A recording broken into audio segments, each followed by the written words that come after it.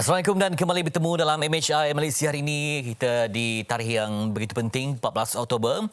Dan untuk anda dan juga kami yang berada di sekitar Putrajaya, di Selangor dan Kuala Lumpur, bermulanya Perintah Kawalan Pergerakan Bersyarat yang dimulakan pada hari ini, yang mana melibatkan 3 lokasi yang saya sebutkan tadi dengan pelbagai perjuangan, dan juga kita melihat bahawa aktiviti ekonomi masih lagi diteruskan seperti biasa, namun dalam keadaan syarat yang ketat, SOP yang ketat. Dan namun kita juga memperhalusi dan juga telah pun menjelaskan dalam sebaran yang dikeluarkan oleh MKN bahawa ada aktiviti memang langsung tidak dibenarkan. Dan itu memerlukan anda untuk membaca, meneliti dan juga memahami. Dan hari ini saya bersama ada 2 lagi individu dalam dimensi yang berbeza di alam nyata bersama dengan Marsila. Assalamualaikum, Fetri, apa khabar? Alhamdulillah, okey. Okey, baik, hari ini hari pertama ya kita menjalani PKPB di seluruh daerah, antaranya di Lembah Kelang ini.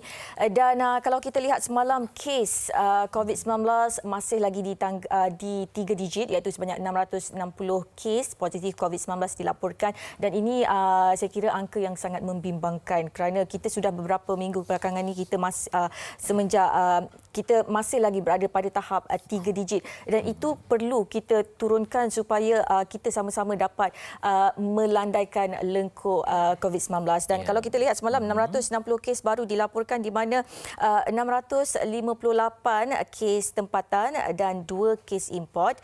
Dan kita lihat bahawa Sabah masih lagi menjadi negeri yang tertinggi menyumbang kes COVID-19, di mana terdapat 443 kes baru di Sabah, dan juga dikesan terdapatnya 4 kluster baru di Sabah, iaitu kluster Semarak, Bina, Sabindo dan juga Bestari.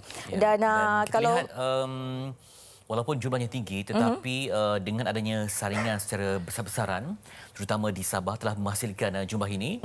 Jadi sangat agresif antara negeri yang diberikan tumpuan di situ dengan 443 kes, diikuti dengan Selangor 76 kes, Kedah 60 kes, lain-lain Pulau Pinang. Walaupun dari sebelum ini Pulau Pinang kesnya agak tinggi sebab ia bertumpu di satu kawasan sahaja, dan kita harapkan dengan adanya saringan yang besar-besaran yang melibatkan petugas yang ramai, maka mungkin dari segi statistiknya akan bertambah.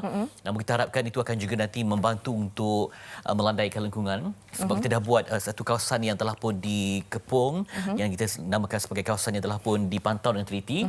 Jadi dibuat saringan, maka hasilnya nanti mungkin makin menurun. Betul. Itu yang kita harapkan. Di samping kita dalam tempoh 2 minggu yang mencabar ini dapat memberikan tumpuan sepenuhnya, walaupun mungkin masihlah perasan ada arah pergerakan untuk mereka disebabkan cuti sekolah, IPT, ada yang mengambil keputusan untuk pulang ke kampung. Betul. Dan kalau macam semalam pun, kalau kita lihat di media-media sosial, ramai yang mengambil keputusan untuk pulang ke kampung kerana mulai hari ini kita dikenakan PKPB, dan ada yang mengambil keputusan untuk menghantar isteri dan sebagainya pulang ke kampung dan sebagainya. Jadi dengan pertambahan angka digit yang semakin bertambah ini, kita lihat ramai yang bimbang, ramai yang khawatir. Apapun kita perlu sentiasa berhati-hati, berjaga-jaga, kerana COVID-19 ini adalah musuh halimunan yang kita tak nampak, yang mungkin ada di sekeliling kita kalau kita tidak berhati-hati. Dan hari ini, Fetri, kita bukan kita berdua je seperti yang Fetri katakan. Ya, sebab kita juga memahami situasi COVID-19 yang berlaku sekarang ini, yang mana kita juga mengalulukan rakan kita yang lain juga untuk menyumbang, memberikan gambaran. Tadi saya nampak beliau sekali imbas macam berada di kedai lampu, kali kedua bagaikan berada di gimnasium, tapi nampaknya di satu sudut yang cantik bersama dengan Fariha. Di manakah lokasinya? Baik, Assalamualaikum Fetri, Marsila dan juga seluruh penonton Malaysia ini. Saya kini berada di syurga rumah saya. Berwarna bila hari ini hari pertama PKPB di Selangor, di KL dan juga Putrajaya. Pastinya saya berada di daerah Petaling, di mana kawasan merah. Jadi, saya pasti mereka yang berada di kawasan yang terkesan ini bermulanya kembali ketika kita ingat pada 18 Mac lalu, Fetri juga masihlah PKP bermula, jadi kita perlulah bekerja semula di rumah. Jadi itu pasti perjuangan yang baharu, bukan baharu, maknanya kita kembali semula ke fasa yang itu. Demi untuk kebaikan bersama, saya rasa. Tertarik dengan elemen di belakang tu. Apa konsep yang nak cuba dibawakan? Yang mana? Yang mana satu banyak sangat? Hiasan, lampu-lampu. juga mungkin aktiviti yang sebab rumah saya ni, Fetri, Marsila, rumah saya ini agak gelap. Rumah kecil je. Jadi memang itulah antara yang terpaksa saya letak banyak lampu sikit.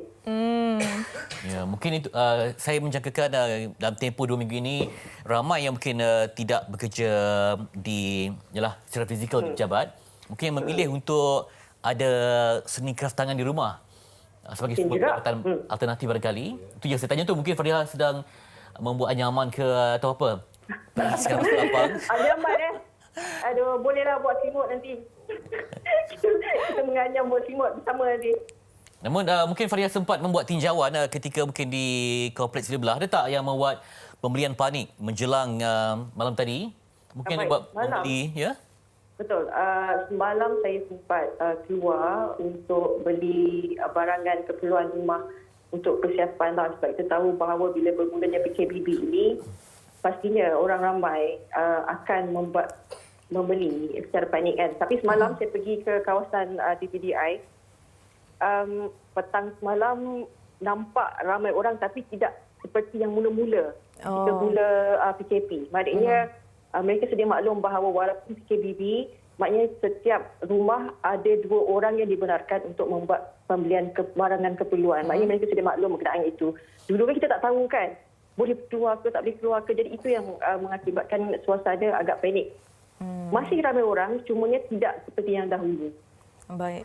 Itu yang kita katakan Fetri, kita belajar daripada pengalaman lalu. Kerana sebelum ni ramai yang melakukan pembelian panik, takut dan sebagainya. Dan kali ini mereka lebih bersedia, lebih berhati-hati. Jangan bimbang sebab kalau anda keluar pagi ini, yang dah keluar mungkin cari sarapan memang ada, tetapi kita mohon supaya dijaga penjarakan. Betul. Ya, kadang-kadang kita nak cepat kan, jadi berimpit-impit untuk dapatkan mungkin nasi lemak makcik di tepi jalan dan sebagainya. Dan mungkin juga kan bagi yang nak makan selalu, biasa pagi-pagi kita sarapan di kedai, duduk di kedai, memanglah dibenarkan sekarang ni duduk di kedai, makan di kedai, tapi terhad kepada 2 orang sahaja. Dan kalau boleh bungkus ataupun kalau kita selalu beli drive-thru, mungkin tu antara alternatif terbaik kan. Okey, kita tinjau juga paparan akhbar hari ini. Mungkin kita nak mulakan dengan berita harian. Baik, kita mulakan dengan berita harian di mana ini yang semalam heboh diperkatakan, berdebar semua menanti, di mana mengenai isu sokongan majoriti di Dewan Rakyat. Agong nasihati Anwar supaya akur hormati proses perundangan. Dan Perdana Menteri Tan Sri Muhyiddin Yassin ada mengatakan bahawa beliau menyerahkan kepada kebijaksanaan Yang di-Pertuan Agong baginda ada cara dan kaedah tersendiri memutuskan perkara ini selaras peruntukan perlembagaan. Dan beliau juga masih berada di situ sebagai Perdana Menteri. Justru tugas dan amanah ini perlu diteruskan dan keutamanya adalah menguruskan masalah COVID-19 dan ekonomi yang melanda negara ketika ini. Dan perinciannya di halaman kedua dan ketiga, di mana katanya di sini Ketua Pembangkang Datuk Seri Anwar Ibrahim dititah supaya akur dan menghormati proses perundangan seperti maktub dalam Perlembagaan Persekutuan dalam usaha mengambil alih kepimpinan negara. Dan pada pertemuan terbabit, Anwar tidak mengemukakan sebarang senarai nama ahli parlimen yang menyokongnya untuk mengukuhkan dakwaan itu. Ini yang terjadi semalam. Okey, daripada politik Malaysia kita beralih ke berita yang melibatkan hubungan antarabangsa. China Foreign Minister's official visit Malaysia on priority list for China vaccine.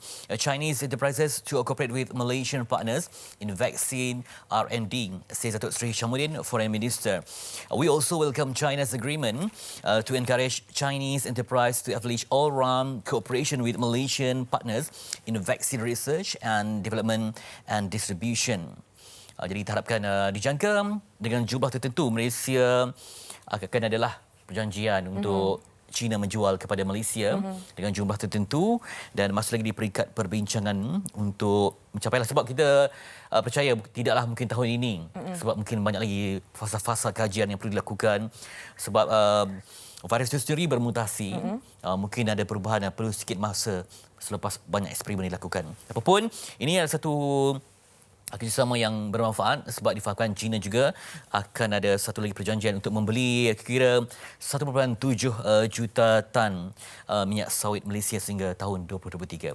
Okey, itu paparan di NST yang melibatkan kerjasama Malaysia dan China. Dan seterusnya saya nak kongsikan pula paparan di harian Metro. Banyak yang menarik di harian Metro hari ini dan yang menjadi pilihan penerbit kita hari ini adalah tingkat kemudahan internet di sekolah, di mana Kementerian Pendidikan Malaysia diminta untuk meningkatkan kemudahan internet di sekolah seluruh negara.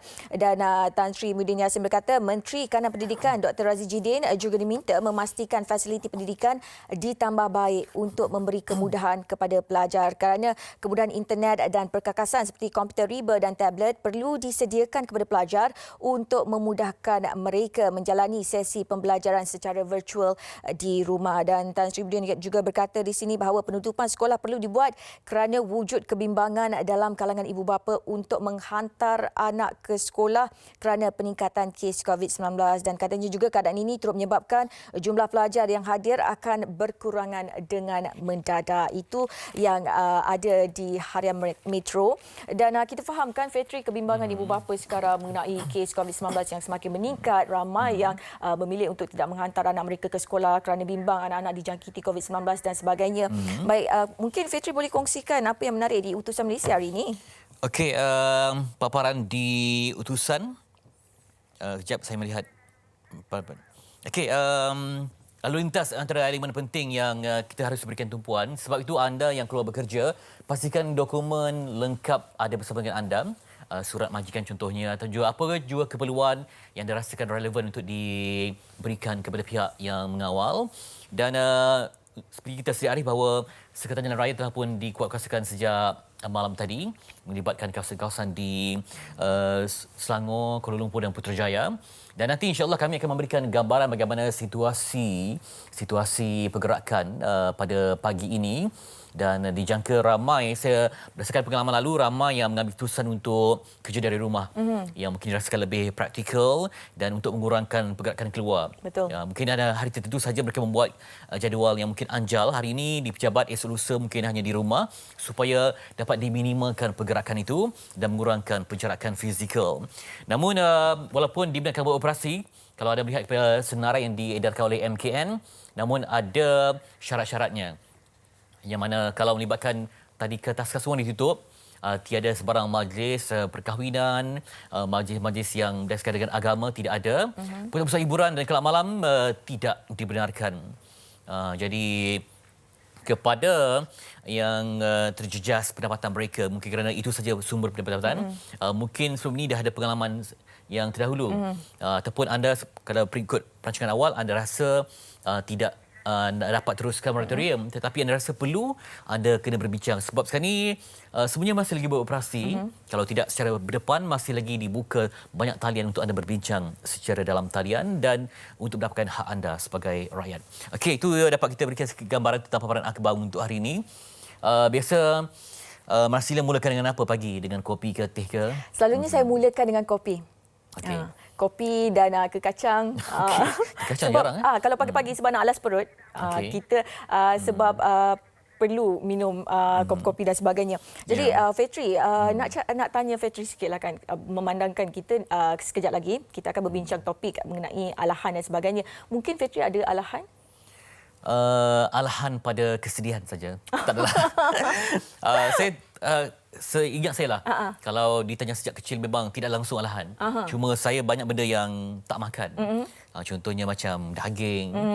Tidak ada kaitan dengan alahan. Setengah orang bila dia makan satu benda, soya ke apa ke sebagainya, mungkin ada kesan kepada kulit dan sebagainya, sehingga menimbulkan salah faham ataupun salah fakta. Sebab ini penting kalau anda akan lakukan pembedahan kan, doktor akan bertanya banyak perkara. Betul. Kalau beri ubat apa, dia katanya ada alahan apa tak? Macam Marsila alahan apa pada apa? Marsila setakat ini tak ada alahan apa-apa. Okey. Syukur, sebab betul lah macam yang Fetri katakan, kadang-kadang doktor kalau kita sakit dan sebagainya, mereka akan tanya ada alahan ubat atau tidak, kerana ada orang, setengah orang alah kepada ubat. Dan itu akan kita bincangkan nanti Fetri di jam yang seterusnya nanti. Kerana sekarang kita ada sedikit pesanan mengenai apa itu amalkan, elakkan 3C dan amalkan 3W. Mari sama-sama kita saksikan pesanan ini. Cegah COVID-19, elakkan 3C, amalkan 3W norma baharu di tempat kerja. Penularan wabak COVID-19 yang melanda negara kita dan seluruh dunia telah merubah kehidupan kita dari kebiasaan lama kepada norma baharu. Bagi mencegah dan mengawal penularan COVID-19 di tempat kerja, Langkah-langkah bagi mengelakkan 3C dan mengamalkan 3W adalah penting untuk memutus rantaian COVID-19. Ingat, perjuangan melawan COVID-19 masih belum tamat.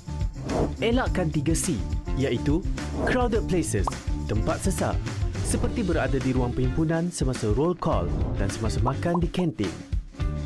Confined spaces, tempat tertutup, seperti pantry, surau, ruang rehat, lift dan bilik persalinan. Tingkatkan aliran udara dengan membuka tingkap di tempat tertutup. Close conversation, bercakap jarak dekat, seperti semasa bermesyuarat, berurusan di kaunter dan semasa di ruang kerja. Sebarang mesyuarat yang melibatkan ramai pekerja harus dibuat dalam talian. Amalkan 3W, iaitu wash, cuci. Mengamalkan kebersihan diri dengan kerap cuci tangan dengan air dan sabun atau guna hand sanitizer. Sediakan hand sanitizer di pintu masuk dan lain-lain tempat strategik di tempat kerja. Wear, pakai. Individu yang bergejala pernafasan, batuk atau selsema dan pekerja yang selalu berurusan dengan orang ramai seperti di kaunter perkhidmatan hendaklah memakai penutup mulut dan hidung. Warn, beri amaran. Polisi tidak bersalaman. Kita boleh terus bertegur sapa dan memberi salam kepada rakan sekerja dengan meletakkan tangan kanan di dada kiri dan tunduk sedikit sebagai tanda hormat. Amalkan etika batuk dan bersin. Lakukan disinfeksi di tempat yang kerap disentuh dan digunakan. Lakukan pemeriksaan suhu badan dan gejala pernafasan di semua pintu masuk tempat kerja. Mereka yang demam atau bergejala tidak dibenarkan memasuki bangunan tempat kerja dan diarahkan mendapatkan rawatan dengan segera dan kekal berada di rumah sehingga sembuh. Bagi mengelakkan 3C dan mengamalkan 3W adalah menjadi tanggungjawab pihak pengurusan. Peka dengan maklumat dan polisi terkini yang dikeluarkan oleh kerajaan dan segera memaklumkan kepada pekerja. Sentiasa amalkan penjarakan sosial sekurang-kurangnya 1 meter dari pekerja lain dan mengamalkan tahap kebersihan yang tinggi. Melakukan saringan kesihatan dan tingkatkan tahap kebersihan pengendali makanan. Pekerja dinasihatkan supaya tidak berkongsi makanan dan peralatan makanan. Menjadualkan giliran bekerja supaya bilangan minimum sahaja yang hadir manakala pekerja lain boleh bekerja dari rumah. Menilai risiko perjalanan pekerja yang berurusan di luar pejabat dan elakkan perjalanan yang tidak perlu. Membantu pekerja yang mengalami panik atau resah akibat COVID-19 untuk mendapatkan perkhidmatan sokongan psikososial.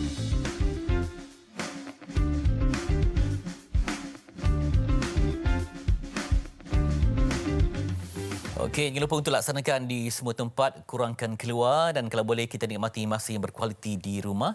Dan untuk anda yang terpaksa bekerja, mungkin dapat laksanakan dengan sebaik mungkin segala yang telah pun kita lakukan selama ini, biar konsisten dan beristiqamah dengan apa yang dimuktamadkan. Baik, kami juga nak ingin mengucapkan tahniah kepada penyanyi bervokal mantap itu Nurin Aziz yang telah pun selamat diijab kabulkan atau disatukan dengan Syed Rizal Syed Sulaiman dalam majlis tutup yang berlangsung Selasa. Dan pada asalnya mereka berancang untuk bernikah pada 25 Oktober tetapi ekoran daripada pelaksanaan PKPB ini maka diawalkan. Jadi tahniah untuk Nurin Aziz dan juga pasangan. Cantik berseri walaupun berkahwin kata orang dalam norma baru. Kerana sebelum ni kita boleh melangsungkan perkahwinan dengan sekurang-kurangnya 1,000 tetamu dibenarkan hadir. Tapi pastinya majlis ini dilakukan secara kecil-kecilan. Dan Fetri bercakap mengenai perkahwinan ni. Ya, mungkin ada yang dah bersedia dah pun macam-macam persediaan dibuatlah. Dah panggil tetamu yang dah tumbangkan kerbau ataupun sebagainya. Dia bersiap dengan baju, dengan fotografer, dengan pelaminan tapi tidak menjadi kenyataan disebabkan ada arahan untuk tidak meneruskannya. Jadi untuk memberikan penjelasan dan juga apakah langkah seterusnya selepas ini, kita nak bersama dengan Tuan Haji Muhammad Ajib Ismail, Pengarah Jabatan Agama Islam Wilayah Persekutuan Jawi untuk memberi penjelasan di sebalik PKPB ini, majlis pernikahan dan juga aktiviti keagamaan yang ditangguh untuk menjamin kemaslahatan ummah. Di talian Tuan Haji, Assalamualaikum. Waalaikumsalam warahmatullahi wabarakatuh. Apa khabar Fitri? Nampak berbeza pagi ni ya? Berbeza sedikit. Biasa kita berjumpa situasi yang formal ya. Okey. Alhamdulillah. Kita doakan semua sihat Fitri ni. Alhamdulillah. Baik, mungkin ramai yang bertanya kepada pihak Jabatan Agama bila mana ditangguh ini, jadi semuanya kena patuh pada arahan dan juga segala perancangan yang ditetapkan oleh pihak kerajaan. Bagaimana awalnya pihak Tuan Haji menerima reaksi, mungkin mendapat maklum malas daripada ramai orang yang telah pun membuat pelbagai perancangan. Jadi terpaksalah mereka ni berhubung untuk mendapatkan kesahihan dengan pihak Jabatan Agama dari segi tarikh baru dan sebagainya. Macam mana menguruskan mungkin ada pihak yang panik dan sebagainya supaya ia dapat ditenangkan dengan ilmu dan juga maklumat. Silakan Tuan Haji.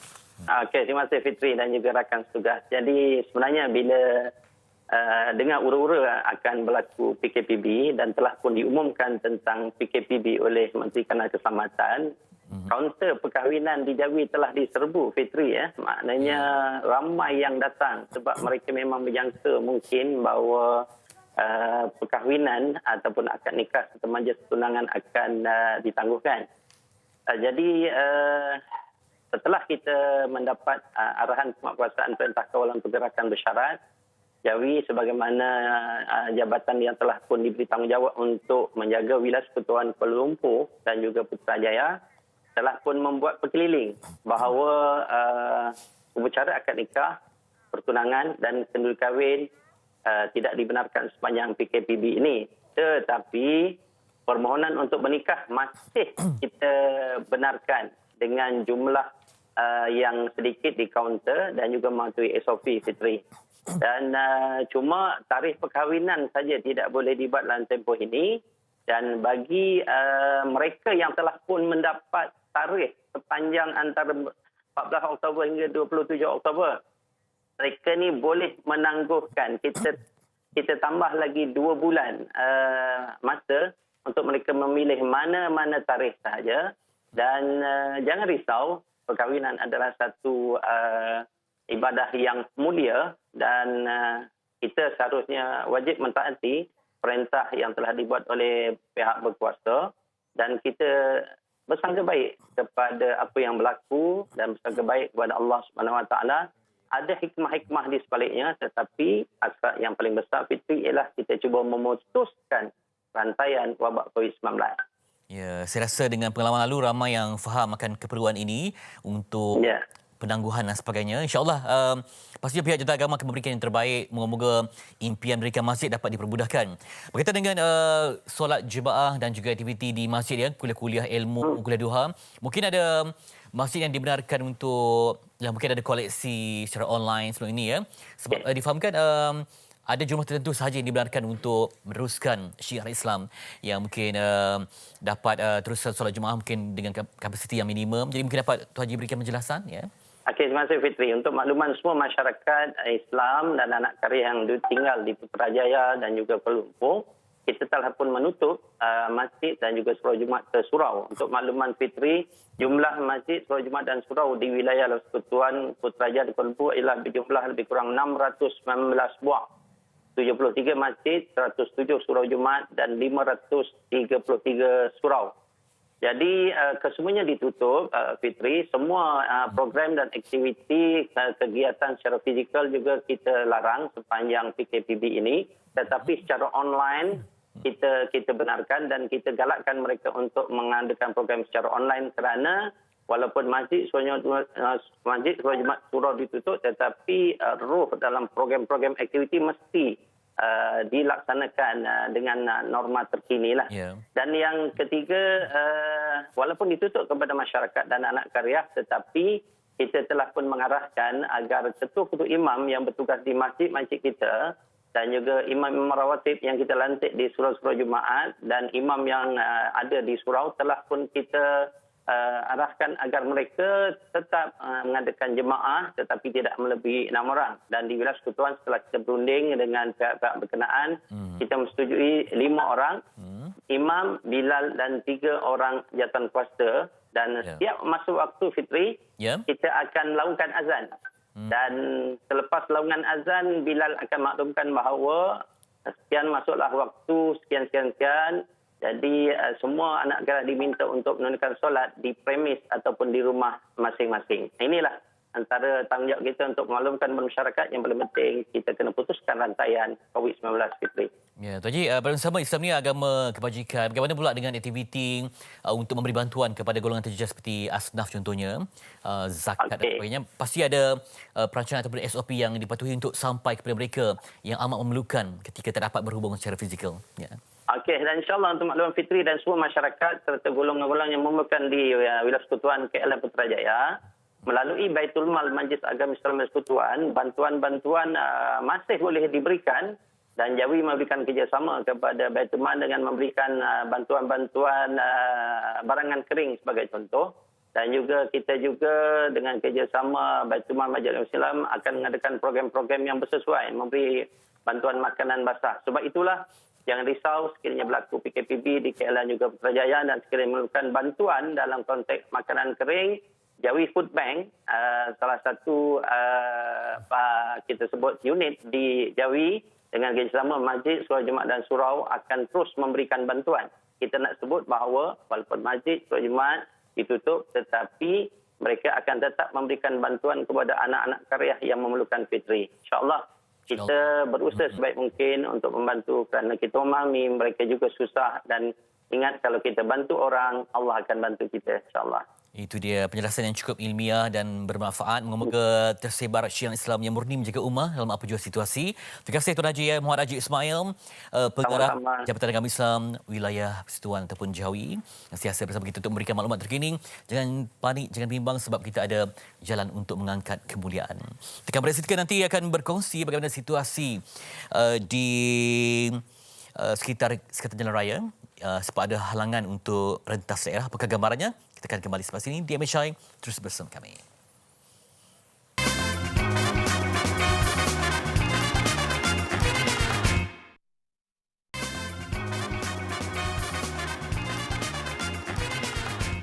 Bersama kami kembali di Malaysia hari ini. Terima kasih kerana masih lagi setia menonton kami seawal jam 8 pagi tadi. Baik, tadi kita dah berbincang, dah bercakap sikit mengenai COVID-19 dan juga Fetri ada bercerita mengenai majlis perkahwinan yang ditunda dan sebagainya. Ya, sabar sebab impian bersatu ni kadang-kadang dugaan ini. Penuh dengan dugaan. Kita harapkan bersabar sebab dan juga dengarkan ataupun patuhi semua perkembangan terkini yang berlaku. Mungkin anda nak memilih tarikh yang lain. Yang paling penting dinikahkan. Betul. Itu yang paling utama. Majlisnya akan kita buat kemudian. Okey, kita juga nak meninjau paparan ataupun situasi terkini. Langsung kita akan bersama dengan nanti Fiza Sabjahan untuk melihat bagaimana situasi di Tol Jalan Duta. Sekarang ini menuju ke Kuala Lumpur. Ya, kita tahu kerana ini disebabkan PKPB yang telah dilaksanakan malam tadi sehinggalah 27 Oktober nanti dan pastinya banyak sekatan jalan raya yang akan dilakukan dan mungkin rakan kita Fiza dah bersedia di sana. Gambaran terkini silakan Fiza. Terima kasih Marcella dan juga Fitri di studio. Dan untuk makluman, ketika ini saya berada di Plaza Tol Jalan Duta arah utara menuju ke susur masuk pusat bandar Kuala Lumpur. Dan untuk makluman juga sebenarnya SJR telah pun bermula di sini dari jam 12.01 pagi tadi, 14 Oktober 2020. Seperti juga yang telah dimaklumkan oleh rakan setugas Fitri dan juga Marcella. Dan untuk pengetahuan anda penonton yang mana PKPB telah pun bermula hari ini 14 Oktober dan akan berlangsung sehingga 27 Oktober nanti di seluruh negeri Selangor, wilayah Persekutuan dan juga Putrajaya berikutan peningkatan dan juga penularan kes di beberapa daerah seperti di Klang, Gombak dan juga Petaling Jaya.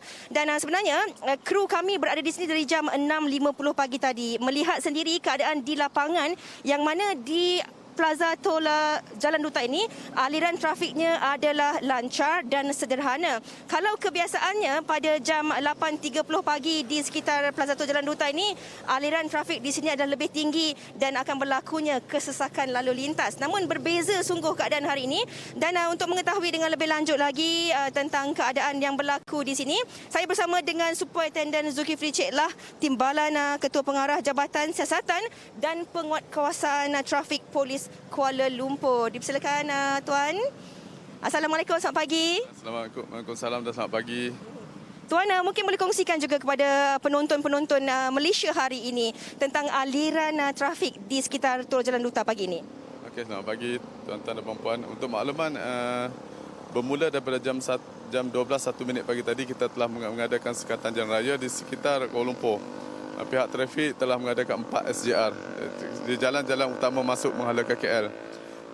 Kita tengok aliran trafik pada hari ini lancar dan saya melihat mungkin orang ramai telah mengetahui lah keadaan sebenarnya dan diorang pun tidak akan buat pergerakan yang tidak ada arah tuju lah.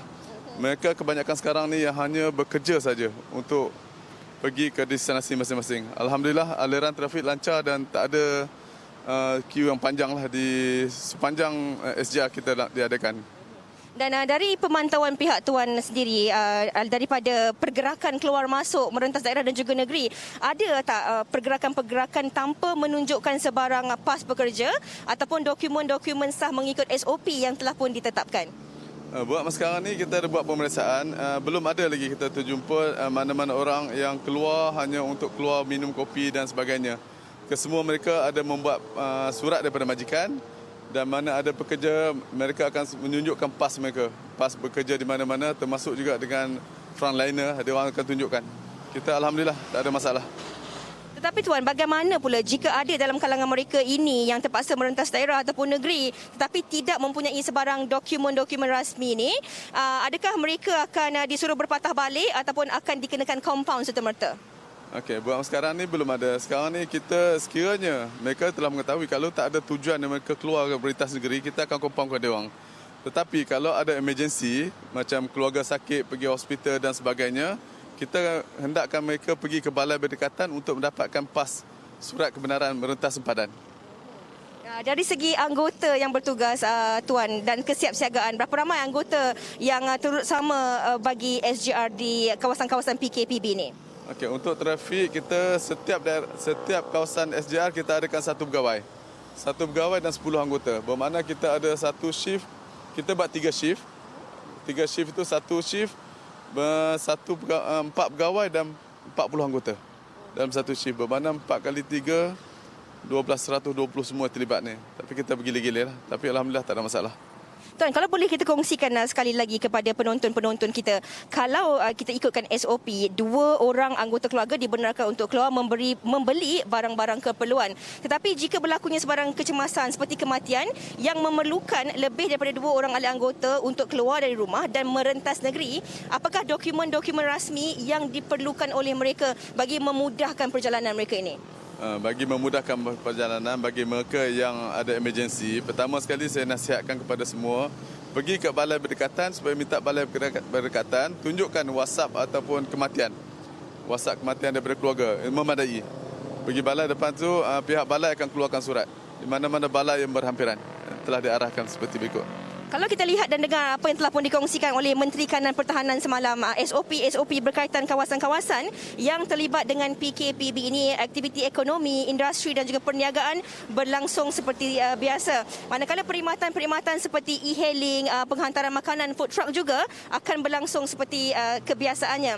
Bagaimana pula bagi pembuktian bagi mereka yang menggunakan perkhidmatan e-hailing ataupun mereka yang bekerja dengan e-hailing ini dan juga penghantaran makanan yang memerlukan juga mereka bergerak daripada satu daerah ke satu daerah ataupun terpaksa merentas negeri, Tuan? Untuk e-hailing, kita tak ada masalah, kita tak ada sekatan. Cuma kita buktikan ke mana dia orang bekerja. Yang mereka menaiki Grab dan sebagainya, kita tunjukkan mana dia orang bekerja untuk dihantar ke destinasi.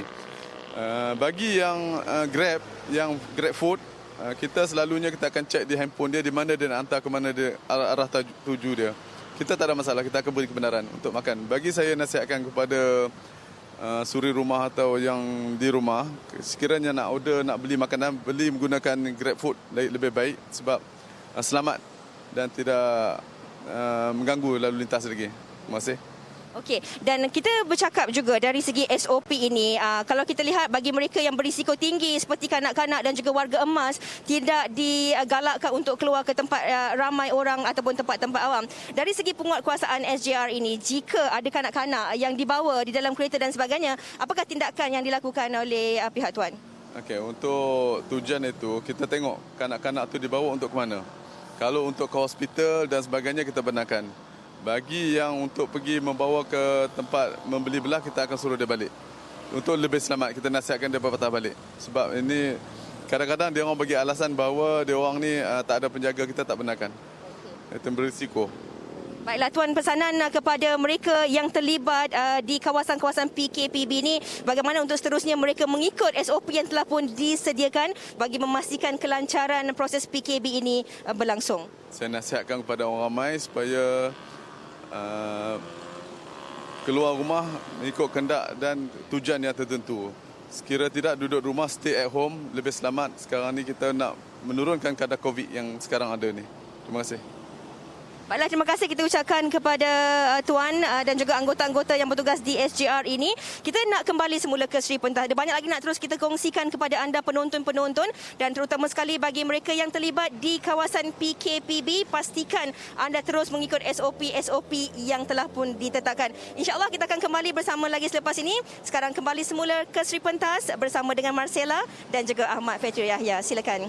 Okey, terima kasih Fiza. Yang paling penting tadi dapat kita rumuskan pentingnya dokumentasi dan juga perbincangan ya.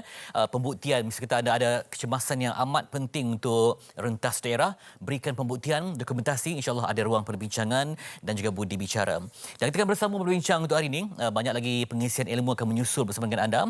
Jadi Marcella, tadi nampaknya ada buat satu dokumentasi. Ya, ada. Banyak. Saya tengah membuat dokumentasi kerana sekarang ni kalau tadi Fiza dah berkongsi mengenai apa yang berlaku di tol Jalan Duta menuju ke Kuala Lumpur dan sebagainya. Jadi kini saya nak berkongsi pula ini berita baik mengenai kepada anda perokok di luar sana yang mungkin ingin berhenti merokok, kerana Kementerian Kesihatan Malaysia KKM ada mengadakan kempen Quitline berhenti merokok. Dan untuk memperincikan menerangkan secara lebih lanjut mengenai kempen Quitline ini, di studio hari ini bersama saya adalah Puan Syahriza Mardan, Ketua Jururawat Bahagian Pendidikan Kesihatan Kementerian Kesihatan Malaysia. Assalamualaikum Puan, apa khabar? Waalaikumsalam. Sihat ya? Terima kasih. Okey, baik Puan.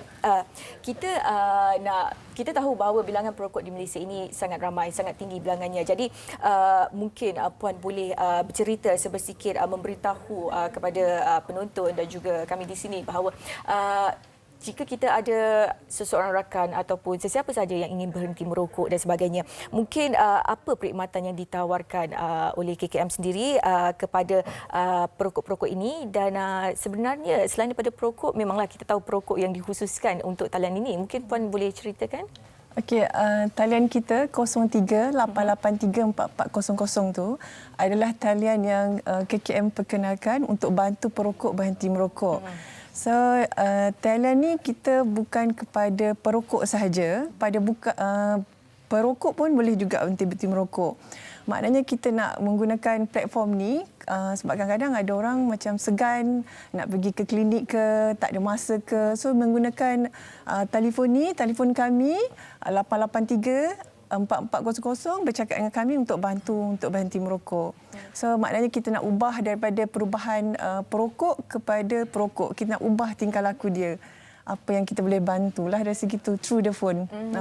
So maknanya perokok itu sendiri yang mungkin segan boleh terus menghubungi talian yang Puan berikan tadilah. Okey, jadi melalui perkhidmatan yang disediakan, apa mungkinlah signifikan yang kita dapat dalam membantu perokok ni berhenti merokok? Kaedah yang kita gunakan ataupun kepentingan dia sebagai memainkan peranan kepada kalau orang yang nak pergi ke klinik kesihatan, hospital tak ada masa, so dia menggunakan talian ni untuk telefon kami, untuk bercakap dengan kami untuk bantu merokok, untuk berhenti merokok. Perokok ni bukan dia tak nak merokok, dia nak berhenti merokok, tapi kadang dia segan. Sorry kalau saya katakan, sebab sekarang ada kalangan wanita yang merokok. So jadi bila dia menggunakan telefon ni, dia boleh bercakap dengan kami. So kami pun tak kenal, tak tahu dia siapa ke, muka tak kenal ke apa semua kan. So jadi dia boleh bercakap dengan kami lebih privacy. So kadang-kadang ada yang nak berhenti merokok, so kadang-kadang dia telefon kita, macam mana cara nak berhenti merokok? So kita share lah apa yang kita boleh bantu.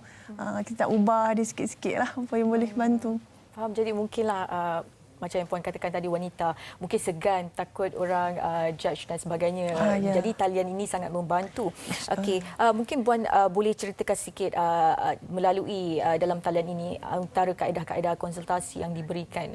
Kaedah yang kita gunakan adalah sama juga dengan pada yang di klinik kesihatan. So kita akan assess juga dari tahap bergantung pada nikotin. Kita akan assess daripada nilai keyakinan dia, kesediaan dia, ready dia macam mana pun semua nak berhenti merokok. antara soalan yang kami akan tanya, satu hari berapa batang hisap rokok. So dan then bila bangun tidur ada terus ke hisap rokok ke apa semua. Jadi daripada situ soalan-soalan itu akan menentukan dia punya tahap bergantung pada nikotin.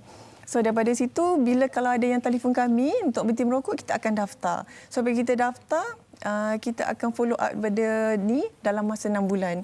Maknanya daripada tarikh dia berhenti merokok hingga dia berjaya berhenti merokok. So maknanya contohlah tarikh dia berhenti merokok pada 1 bulan 1. So sampai 6 bulan kita dalam masa 6 bulan tu baru kita katakan dia tak merokok. Tu tarikh berhenti merokok yang dipilih lah. Sebab tarikh berhenti merokok tu choice pada orang tu yang nak berhenti merokok pada bila. So kadang-kadang ada setengah orang nak berhenti merokok tarikh yang senang nak ingat. So kalau kita saja selalunya okey tarikh birthday ke. Jadi macam bila dia ingat oh ini tarikh hari jadi. So jadikan ini adalah tarikh untuk dia berubah daripada tu. Jadikan tarikh tu sebagai signifikan untuk dia berubah ke arah yang lebih baik. Baik, mungkin dengan memilih tarikh hari lahir sebagai contoh, paling senang kita nak ingatlah 8 hari bulan berapa-berapa, itulah contohnya. Okey, baik. Sambutan, bagaimana sambutan yang diberikan setakat ini? Sambutan alhamdulillah. So ada yang telefon kita, saya sharing lah daripada ni, ada yang daripada perkongsian yang dah berhenti merokok tu, saya menggunakan sharing dia untuk bantu perokok yang lain. Pengalaman saya lah sharing antara ni yang bila dia nak berhenti merokok tu dia sampai ambil jambu batu tu dia kunyah. So tapi dia fitness, dia lari apa semua. Dia kata kenapa dia gunakan jambu batu sebab bila dia hisap rokok kan dia kan lepas makan. So jambu batu tu dia keras. So dia pertama vitamin C dia tinggi. So jadi dia berkunyah, dia akan pergerakan rahang tu jadi akan delay. So jadi bila tu dia satu addicted dan dia berubah. Alhamdulillah. He still dia masih lagi muda dan berjaya berhenti merokok. Okey, baik. Mungkin kepada perokok di luar sana yang berminat untuk menyertai kempen Quitline ini kan, mereka mungkin nak tahu bila waktu operasi pukul berapa dan sebagainya, dan sekali lagi mungkin Puan boleh beritahu kepada penonton kita taliannya lagi sekali. Okey, saya ambil kesempatan ini, KKM mengambil kesempatan ini untuk wawarkan nombor telefon 03-883-4400 adalah talian kami. Waktu operasi kami 8 pagi hingga 5 petang, Isnin hingga Jumaat.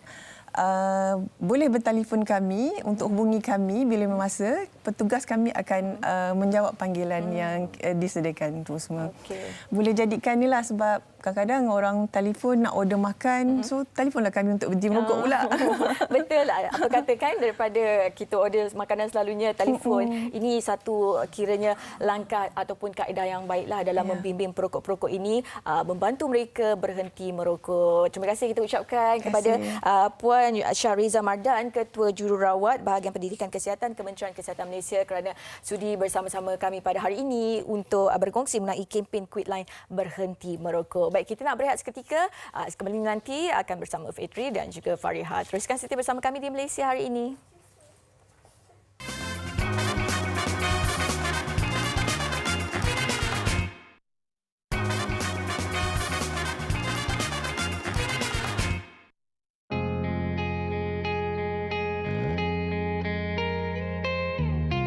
Alahan, masalah yang boleh dialami oleh pelbagai peringkat umur.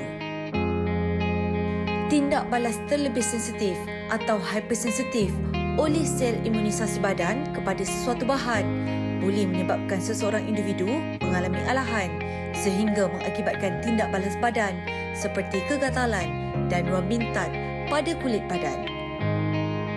Alahan yang dialami bukan hanya memberi kesan luaran, malah pada bahagian lain seperti mata, hidung termasuk organ dalaman.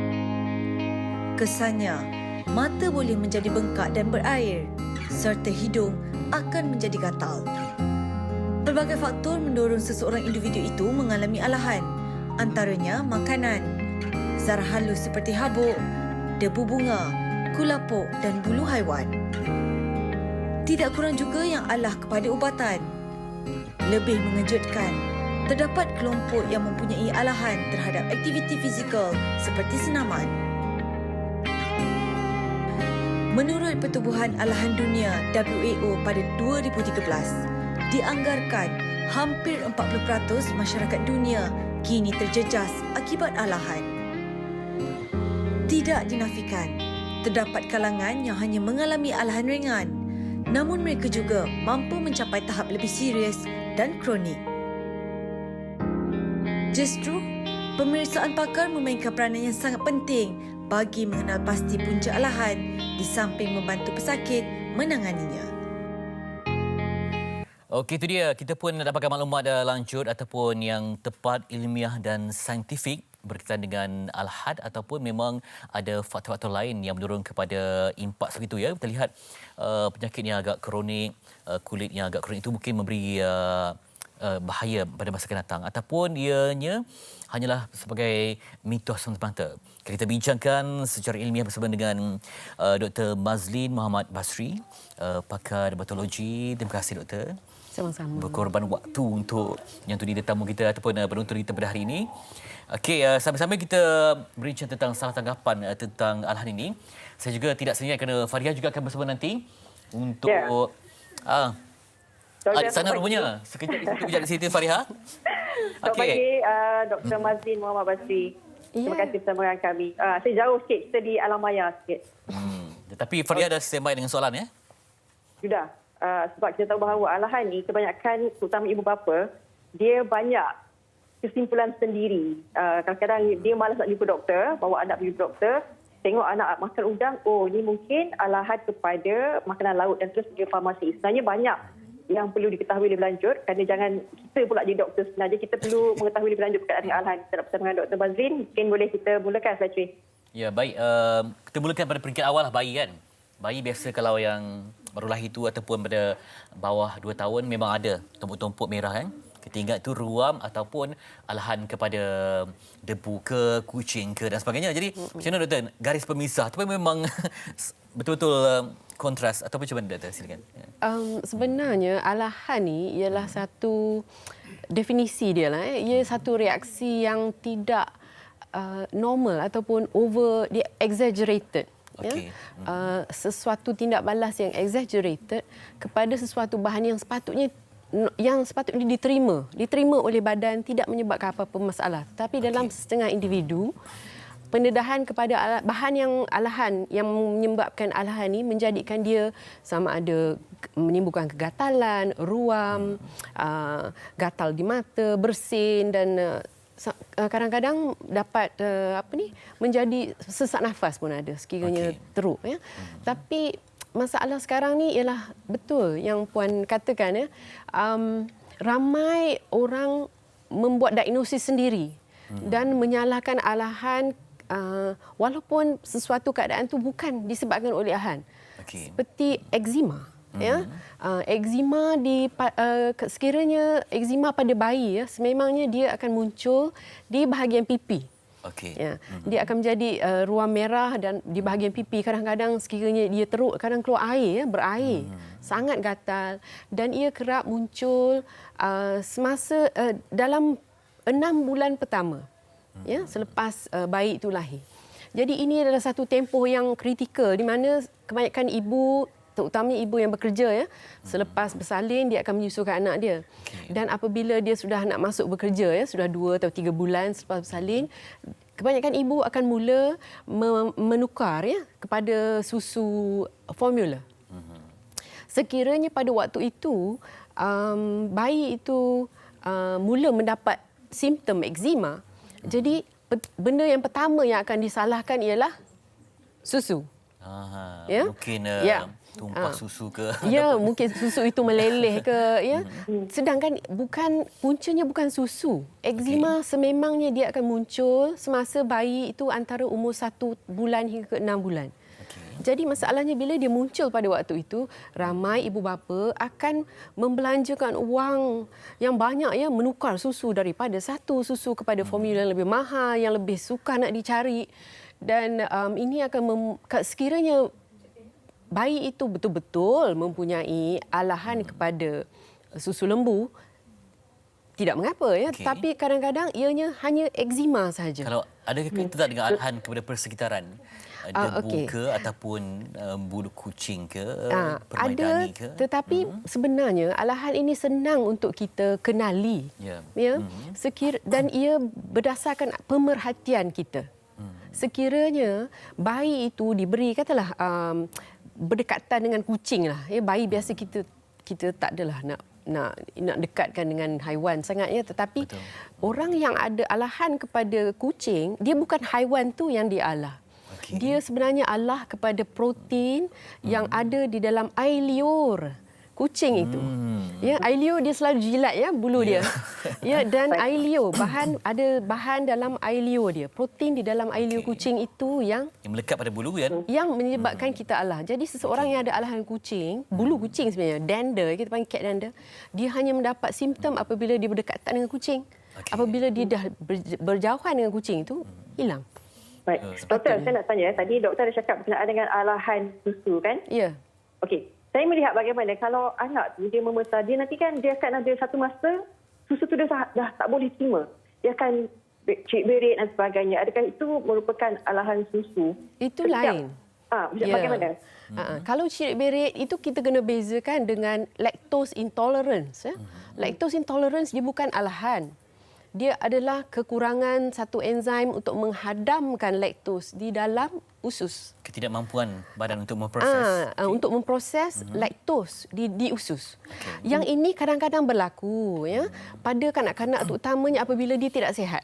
Okey. Ya, tapi biasanya sementara.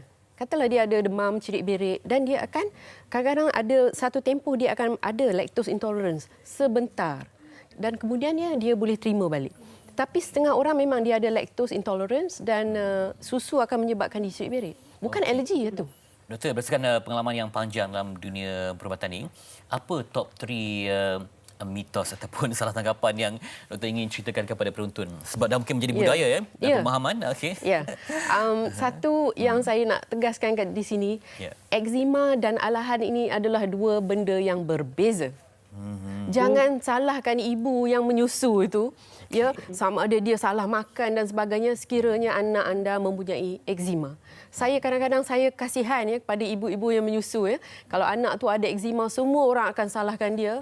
Dia makan salah, dia makan benda-benda yang dia tak sepatutnya, tak pandai jaga ya. Bukan itu ya. Eczema dia timbul pada waktu biasanya itu saya kata 6 bulan pertama. Memang ada transisi dia nantilah. Ya. Okay. Yang kedua, doktor? Yang kedua, mitos yang kerap saya jumpa ialah susu yang meleleh itu menyebabkan ruam. Ruam itu ialah sebahagian daripada atopic eczema pada bayi. Sememangnya begitu peringkat permulaan. Apabila kanak-kanak itu sudah semakin besar, ruam itu akan berubah. Dia tidak lagi ada di pipi. Dia akan ada di pelipat-pelipat ya, di tengkuk, di pelipat lengan dan di belakang lutut. Itu adalah cara dia bukan sebab cuaca panas ya. Cuaca panas bukanlah menyebab. Cuaca panas akan menerukkan eczema ini. Dia akan menjadikan gatal tu macam katalis. Ya, sebagai katalis, sebagai faktor yang menerukkan. Dia bukan yang menimbulkan atau punca lah. Ya. Satu lagi last sekali ya yang tadi Encik ada beritahu bertanya tentang rambut gugur tu. Okey, bila kanak mula meniup. Okey. Ya, mula air liur banyak. Ya, air liur banyak ya. Biasanya dia akan mula buat begitu dalam usia semasa bayi tu umur dalam 3 bulan hingga ke 6 bulan ya dia mula. Rambut ibu pun gugur. Sebenarnya bukan sebab bayi itu meniup macam tu ya. Dia ada satu keadaan kita panggil telogen effluvium. Bermakna apabila semasa proses ataupun selepas proses melahirkan itu rambut kita akan berhenti, semua proses penumbuhan dia berhenti. Dan 2 atau 3 bulan ke atas rambut itu akan gugur dengan sendirinya. Okey. Doktor? Ya. Doktor pernah dengar tak kepercayaan orang Melayu berkenaan dengan gegata? Ya. Yang mengatakan bahawa itu kalau kita kena gegata kan, yang alahan kulit yang besar-besar tu, macam kena gigit nyamuk tu, itu dikatakan dengan ludah jin kan, kena ludah jin dan sebagainya. Bagaimana, adakah doktor sendiri banyak kalau pesakit datang tu ada yang mengatakan sebegitu? Ya. Gegata ni dalam terminologi perubatannya dipanggil urticaria. URTICARIA, urticaria. Memang betul yang puan katakan ya. Dia ada yang mengatakan sebab di ludah jin dan di ludah hantu dan sebagainya. Ini ialah kerana penyakit ini memang dia akan timbul pada waktu malam. Okey. Ya. Setengah orang kata selepas maghrib ke atas je. Memang itulah sebenarnya salah satu cara kalau sebagai doktor untuk kami mengenali sama ada yang ini ialah urtikaria atau tidak. Now, urtikaria dia sebenarnya banyak punca dia boleh timbul. Bukan hanya alahan. Jangkitan, infection, sama ada virus atau bakteria pun boleh menimbulkan dia. Dan ini kita biasa lihat terjadi pada kanak-kanak. Kanak-kanak kalau tiba-tiba dia naik banyak gelegata tu, kadang-kadang dia masa itu dia ada sesema atau demam dan sebagainya. Dan kebiasaannya dalam seminggu dua dia akan hilang dengan sendiri dia. Itu dia. Kalau ikutkan kita banyak lagi persoalan tapi kena ada part 2 nanti ya doktor. Sebab masanya agak terhad. Ya Fariha, banyak isu kan kita nak bincang tentang Al-Hadi. Itulah banyak sekali sebenarnya. Terima kasih banyak-banyak Dr. Mazli Muhammad Basri. Sama-sama. Di atas perbincangan. Betul lah kena ada episod kedua lah, Fatri. Ya, insyaAllah. Okey. Okey, dan itu tadi pakar dermatologi Dr. Mazli Muhammad Basri. Kita bincang tentang salah tangkapan tentang Al-Hadi. Banyak rupanya spektrum yang kita salah sangka sebelum ini. Itu belum masuk lagi tentang bab-bab yang lain orang dewasa. Tapi tak apa, kita akan bincang nanti di masa yang akan datang. Kita akan bereaksi ketiga nanti juga nak berkongsi tentang situasi terkini. Kalau tadi pukul 7 lebih, Fiza dah berikan gambaran tentang keperluan untuk lintas daerah dan sebagainya, ada pembuktian dokumentasi. Tapi hari ini kita nak juga menyelik kepada anda bagaimana COVID-19 ini merebak sebagai informasi kita bersama. Kita saksikan. Bagaimana COVID-19 merebak? Situasinya begini. Terdapat 4 watak dalam situasi ini, iaitu Ali, Bob, Chen dan Dewi. Ali telah dijangkiti COVID-19. Ali mudah untuk dikesan kerana menunjukkan gejala jangkitan pernafasan. Ali keluar berjumpa Chen. Mereka bersalaman. Peluang untuk Chen dijangkiti sangat tinggi. Chen juga berpotensi menjangkiti orang lain. Ali dan Chen mudah dikenal pasti melalui pengesanan kontak, dikuarantin dan dirawat. Dalam perjalanan Ali untuk berjumpa Chen, Ali terbatuk ke arah Bob dan berlakunya jangkitan COVID-19 kepada Bob tanpa disedari. Masalah di sini, bagaimana untuk mengesan Bob dan kontak Bob? Bob dan kontaknya tidak sedar yang mereka telah dijangkiti dan berpotensi menyebarkan COVID-19 kepada orang lain walaupun tidak bergejala. Jika Bob dan kontak Bob mula menunjukkan gejala COVID-19 dalam tempoh 14 hari, mereka wajib ke pusat saringan serta mendapatkan rawatan. Rantaian jangkitan COVID-19 dapat diputuskan. Dewi pula hanya duduk di rumah membeli barangan keperluan atas talian dan berkomunikasi dengan rakan melalui alat telekomunikasi. Jika Dewi keluar rumah dan tidak mengamalkan langkah-langkah pencegahan, Dewi juga mungkin mendapat jangkitan. Tempoh 14 hari merupakan inkubasi COVID-19. Langkah pencegahan yang boleh diambil adalah kerap cuci tangan dengan sabun dan air atau gunakan hand sanitizer. Jarakkan diri sekurang-kurangnya 1 meter daripada individu lain. Hadkan interaksi dengan orang lain, termasuk ahli keluarga atau rakan. Langkah-langkah pencegahan adalah penting untuk memutuskan rantaian jangkitan COVID-19.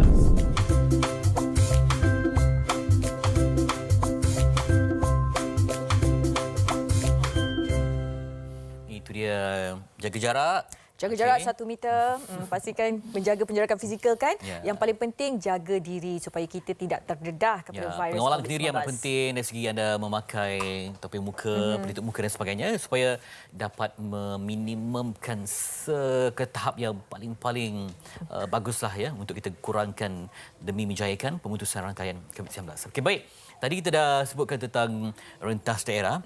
Mungkin ada yang sibuk memang bekerja, bisa kata tinggal di katakan di Sepang tapi bekerja di Nilai padahal selontaran batu saja. Betul. Itu mungkin akan dipertimbanglah sebab mungkin di kawasan yang memang dekat ya. Tapi kita juga nak tinjau bagaimana arah aliran trafik di sekitar Tol Duta. Fiza bersedia untuk memberikan laporan. Kalau tadi terlihat terkawal.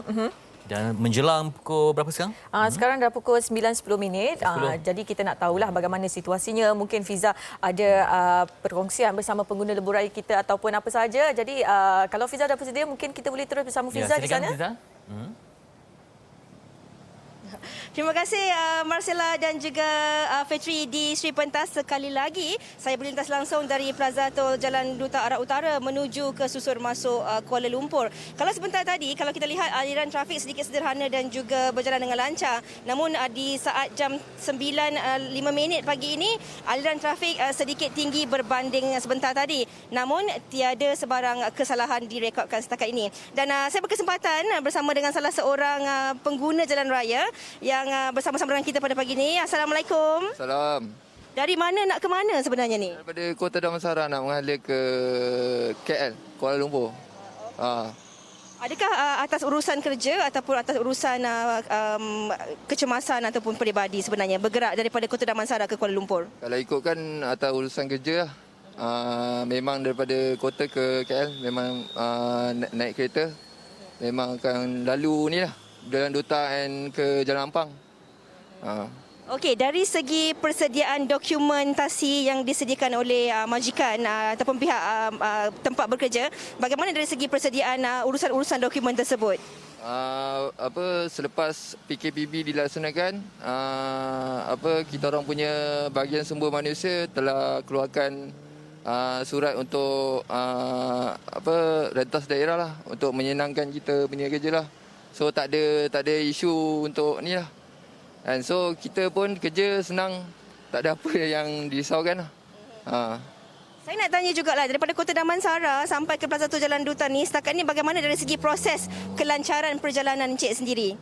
So far memang agak lancar lah, sebab sebelum ni pun memang kita follow ni, tapi trafik pun okey je, tak ada apa, tak ada masalah. Saya nak tanya jugalah, adakah Cik masih duduk bersama dengan keluarga ataupun duduk bersama dengan rakan-rakan ataupun sendirian?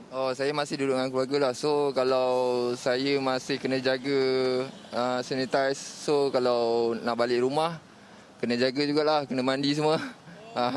Okey, terima kasih banyak-banyak kita ucapkan dan semoga terus mengikuti SOP yang telah pun ditetapkan oleh kerajaan. Kalau kita lihat setakat ini, pengguna-pengguna jalan raya sangat mematuhi SOP yang telah pun ditetapkan oleh pihak kerajaan. Dalam tempoh PKPB ini yang melibatkan 3 kawasan di seluruh Selangor, wilayah Persekutuan dan juga Putrajaya, saya kira ada aktiviti-aktiviti seperti aktiviti perindustrian, perniagaan dan juga ekonomi yang dibolehkan untuk berjalan seperti biasa.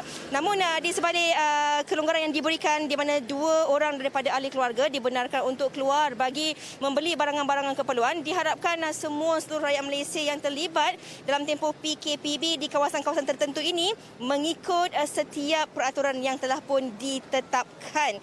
Dan yang paling penting sekali, inilah masanya untuk sama-sama kita mengekang wabak COVID-19 ini daripada terus menular dengan menjaga diri kita dan menjaga insan-insan yang kita sayangi di sekeliling kita. Apa-apa pun pastikan anda terus dari masa ke semasa mengikuti perkembangan-perkembangan yang diberikan oleh MKN dan juga akan terus bersama dengan kami di Malaysia Hari Ini dan TV3 untuk mengikuti perkembangan-perkembangan terkini berkaitan COVID-19 dan juga PKPB di kawasan-kawasan yang terlibat. Baiklah, seterusnya teruskan bersama dengan rakan setugas Fitri Yahya dan juga Marcella di studio. Terima kasih. Baik, terima kasih Fiza. Langsung dari Tol Jalan Duta menuju ke Kuala Lumpur, itu dia perkongsian daripada pengguna lebuh raya kita tadi kan, mengatakan beliau menuju ke tempat kerja dan sebagainya. Jadi kepada anda semua, pastikan anda patuh segala SOP yang telah ditetapkan supaya kita dapat mengekang penularan wabak COVID-19. Dan sebab Fitri, semua SOP ada caranya. Nanti sebut tentang ada cara ni, ada penyanyi nak kongsi tentang ada cara. Tapi cara ni berbeza sikit sebab cinta yang luar biasa. Selepas ini di MHI bersama dengan Ismail Izzani. Seketika nanti.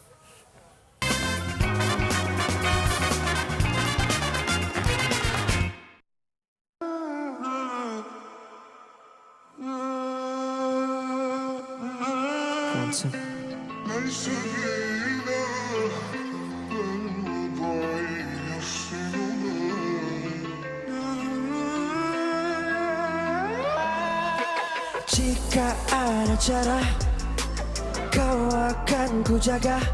Selamanya mampu ku bersabar, selamanya tetap bersama. Jika ada cara, kau takkan ku sangkar. Selamanya mampu ku bersabar, selamanya tetap bersama. Aku Aku tahu kau siapa. Haluan kamu berbeza, dia kan atur semua, tak perlu kau curiga. Love is hard to face it all. I'll be your guide to change reality.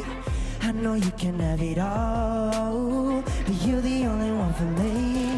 Jika ada cara, kau akan ku jaga. Selamanya mampu ku bersabar, selamanya tetap bersama. Jika ada cara, kau takkan ku sangkar. Selamanya mampu ku bersabar, selamanya tetap bersama. Pegang talinya hingga saat ku dikuburi, dipasang 6 pasang lilitan kawat berduri. Kita berbeza, lain cara garapan, tetapi tetap ada cara, kan kita masih ada harapan. Yang takkan dibersih. Selama mungkin bersama, selamat selamanya. Tapi ada rencana kita berkubur di antara. Curahkanmu rahmatnya, pintaku pada yang risau. Jadi jika ada cara, kau akan ku jaga. Selamanya mampu ku bersabar, selamanya tetap bersama. Jika ada cara, kau takkan ku sangkar. Selamanya mampu ku bersabar, selamanya tetap bersama. Da, da, da, da.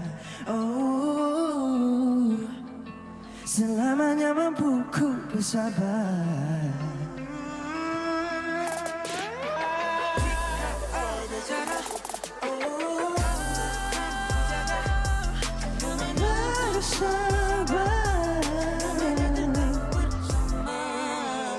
Jika ada cara, kau takkan ku sangka, kau selamanya kita bersama. Jika ada cara, selamanya mampu ku bersabar, selamanya tetap bersama.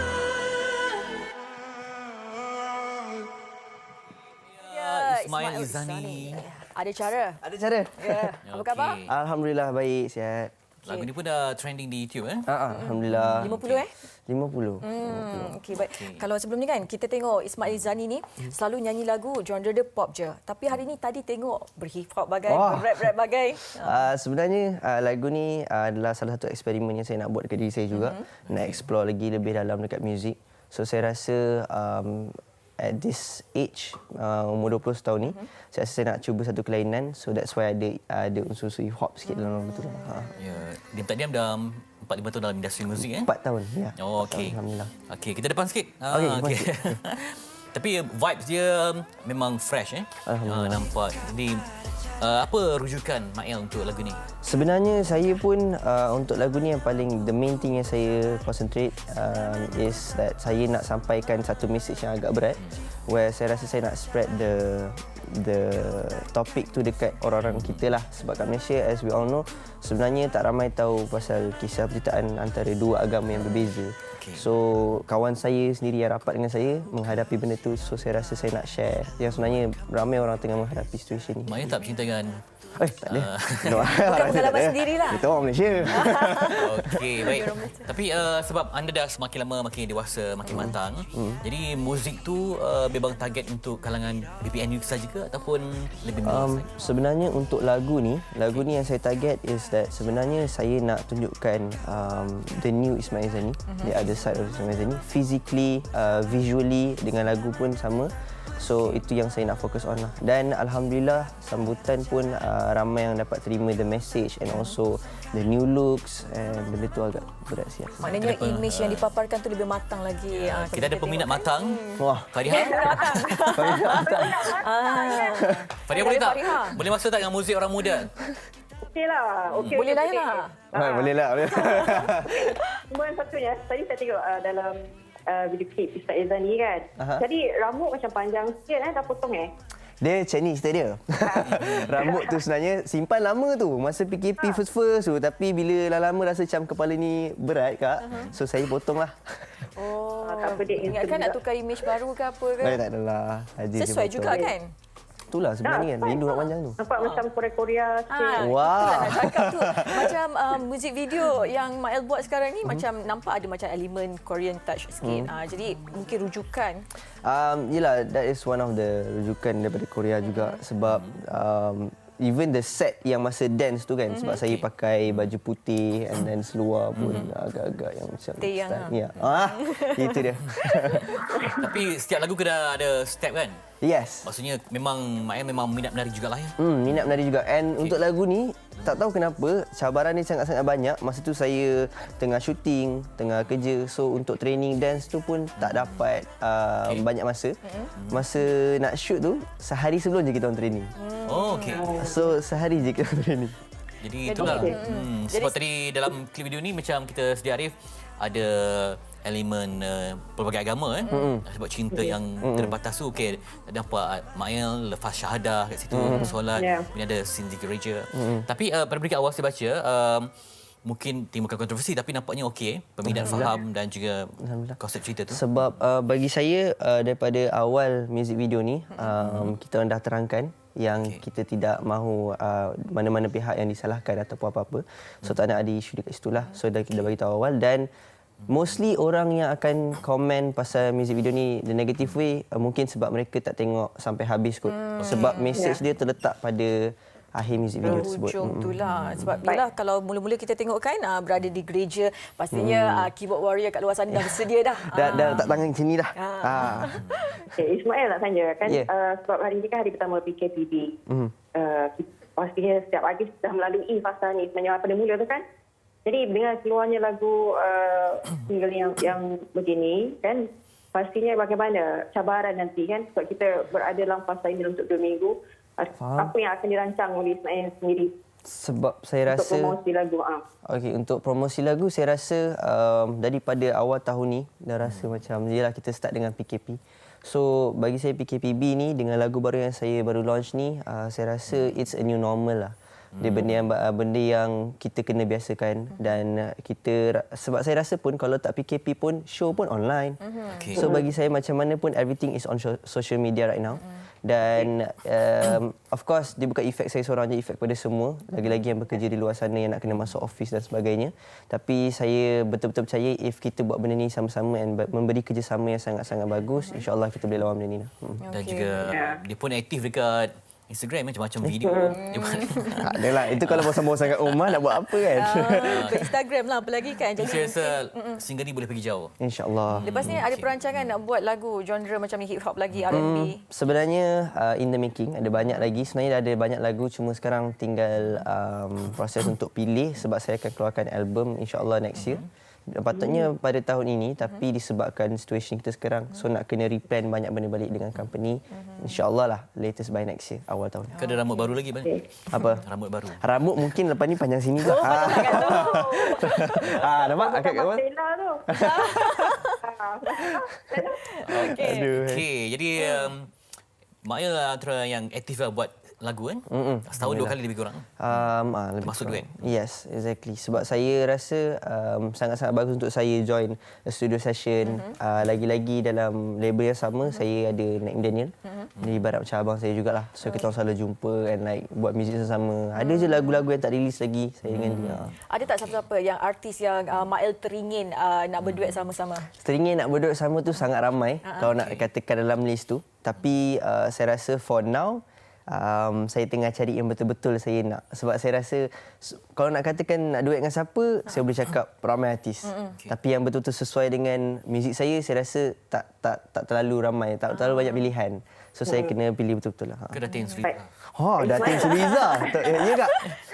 Okey, Mael nak tanya juga antara 2 lagu kan walaupun Mael bawa lagu untuk yang fresh lah. Lagu ni kan dah fresh kan. Sebab sebelum-sebelum ni dengar juga lagu Mael yang macam menusuk kalbu juga.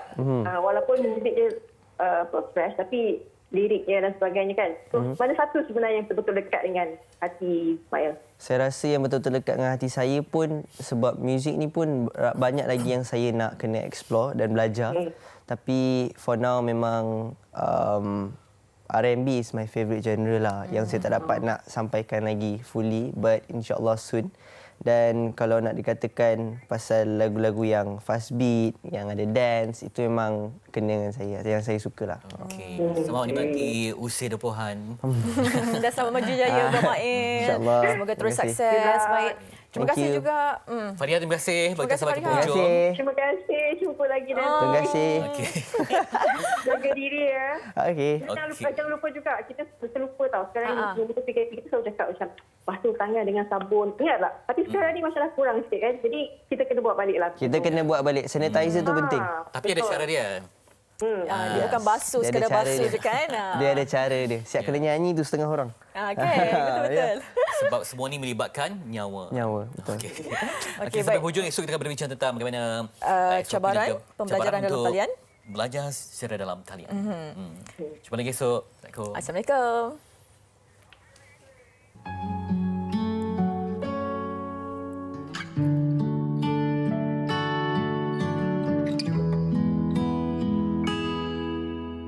Di saat ku gelita di selimut sengsara, kau bagai bintang bersinar.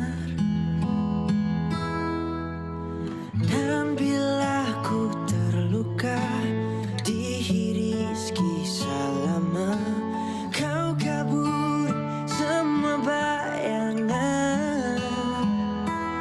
Ku berharap tertulis kita selamanya.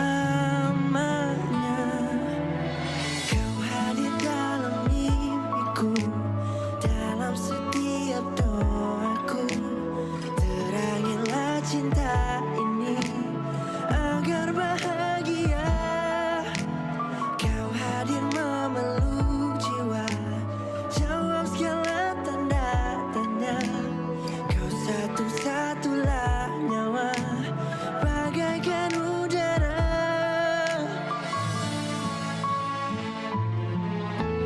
Dan bila ku terluka dihiris kisah lama, kau kaburi semua bayangan. Ku berharap tertulis kita sampai surga.